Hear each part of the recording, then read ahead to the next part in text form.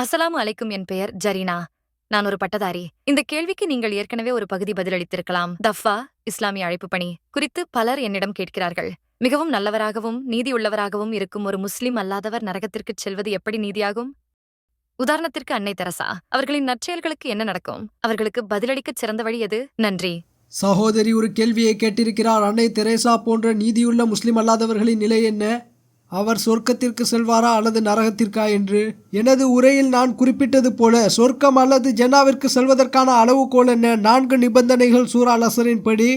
வல் அஸ்ர் இன்னல் இன்சான லஃபி குஸ்ர் இல்ல லஸீன ஆமனு வ அமிலு ஸாலிஹாத்தி வ தவாஸவ் பில் ஹக் வ தவாஸவ் பிஸ் ஸப்ர். காலத்தின் மீது சத்தியமாக நிச்சயமாக மனிதன் நஷ்டத்தில் இருக்கிறான்.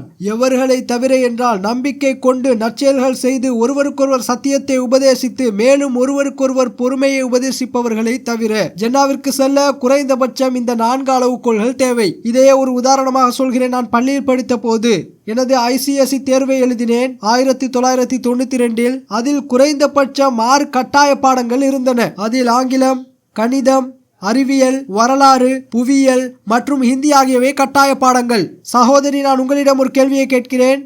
அதில் அறிவியலில் இந்த 6 பாடங்களில் 5 பாடங்களில் நான் 100க்கு 99 மதிப்பெண்களை எடுக்குகிறேன். ஆனால் ஒரு பாடத்தில் மட்டும் 100க்கு 10 மதிப்பெண்களை எடுக்குகிறேன். அது அறிவியலில். நான் தேர்ச்சி பெறுவேனா?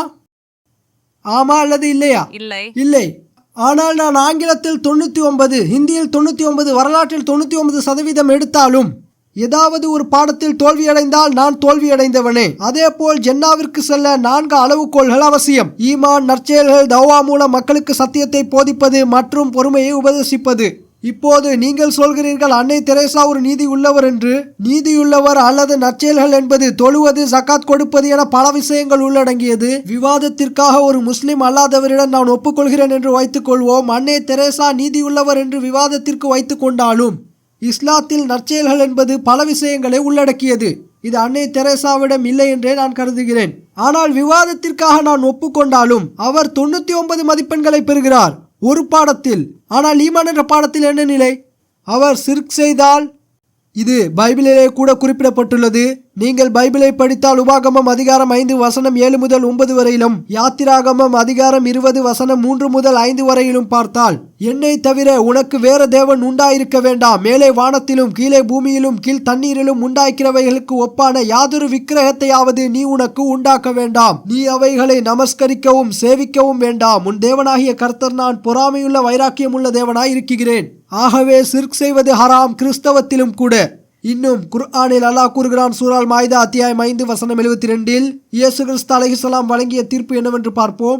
இயேசு கிறிஸ்து அலைஹிஸ்ஸலாம் கூறுகிறார் என்று குர்ஆனில் சூரா அல் மாயிதா அத்தியாயம் 5 வசனம் 72 அல்லாஹ் கூறுகிறான், லகத் கஃப்ரல் லஸீன காலு இன்னல்லாஹு ஹுவல் மஸீஹ் இப்னு மர்யம.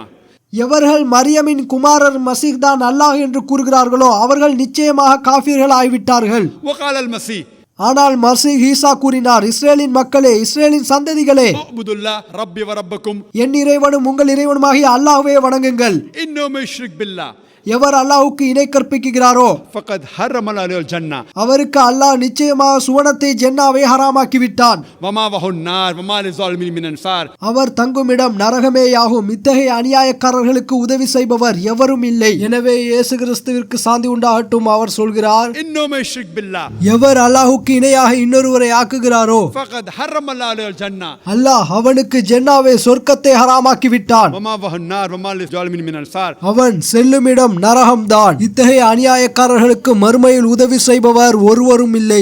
எனவே இயேசு கிறிஸ்து அவருக்கு சாந்தி உண்டாகட்டும் அவர்கள் கூறியது போலவும் குர்ஆன் மற்றும் பைபிளின் படியும் எந்த ஒரு மனிதன் ஷிர்க் செய்தாலும், அவர் அன்னை தெரேசாவாக இருந்தாலும் சரி அல்லது வேறு யாராக இருந்தாலும் சரி, அவர்கள் ஜன்னாவிற்குள் நுழைய மாட்டார்கள்.